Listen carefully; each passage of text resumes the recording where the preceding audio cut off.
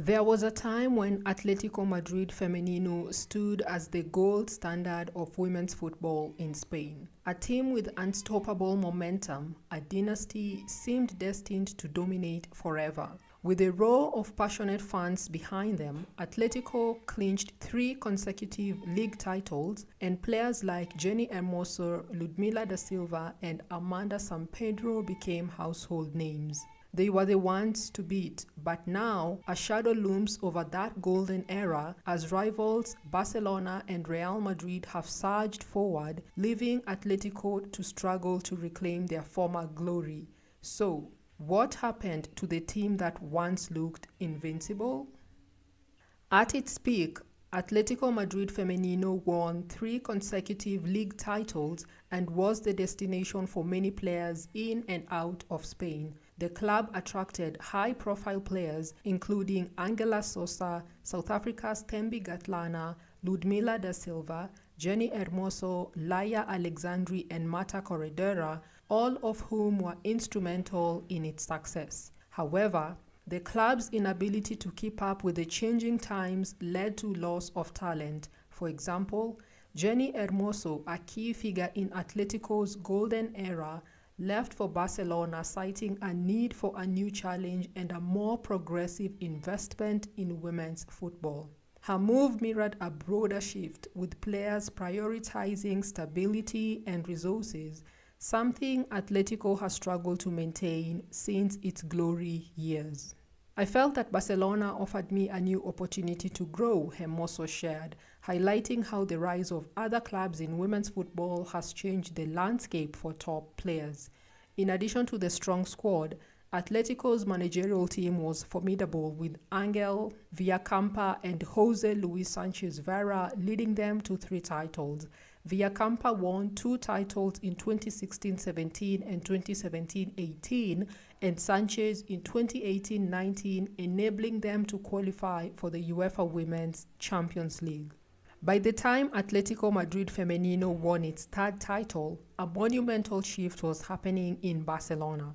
The club resolved to invest lavishly in its women's team, and their efforts were immediately rewarded. Blaugrana began an unprecedented league winning streak in 2019-20, and since then, no other team has won the title. In 3 of those seasons, Barca has completed the league unbeaten. When it comes to their head-to-head, Barca has a superior record, having won 19 matches compared to Atletico's 4 in 32 games they've played against one another. And it's not the only team overshadowing Atletico. Real Madrid's presence is a threat. Despite its formation in 2020, its financial backing has allowed it to establish itself rapidly in the Women's League, and the results are there for everyone to see. Of the 11 matches between them, Real has 3 victories and Atletico 4, and while Atletico has 1 more win, Los Blancos has proven they are on par with them. Another way to prove that is their league position.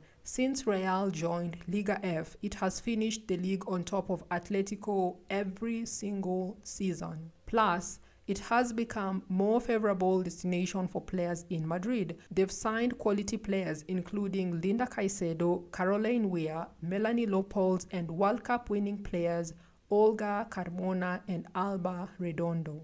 Contrary to its glory years, Atletico's managerial position has been a revolving door.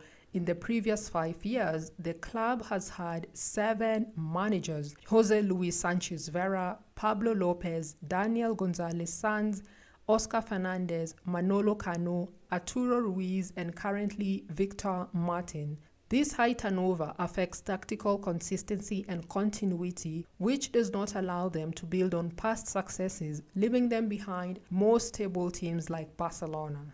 Apart from managerial instability, crucial players from Atletico's Madrid dominant years have retired or joined other clubs. For example, Amanda Sampedro, Virginia Torresilla, and Marieta Lopez retired from the game, and Tony Dugan returned to the WSL before retiring. Meanwhile, Jenny Hermoso, Ludmila da Silva, Angela Sosa, Laia Alexandri, and Dana Castellanos joined different teams, and despite making reinforcements to replace these departures, the team's evolution hasn't produced the level of success it previously enjoyed. Many of these players left for a more competitive environment and team with resources. For example, while Ludmila cherished her time with the club, she acknowledged the need to seek new opportunities in a more competitive environment, one that Atletico's current setup was unable to match. It was time for me to challenge myself in a new league, Ludmila shared, underlining how Atletico's struggles to keep pace with the rising tide of investment have affected their ability to retain key players. Can Atletico Madrid Femenino bounce back and compete with Barcelona, Real Madrid, and other European giants? For it to do that, it needs to rediscover itself, invest in its future, and bring back the ambition that once made it the team to beat.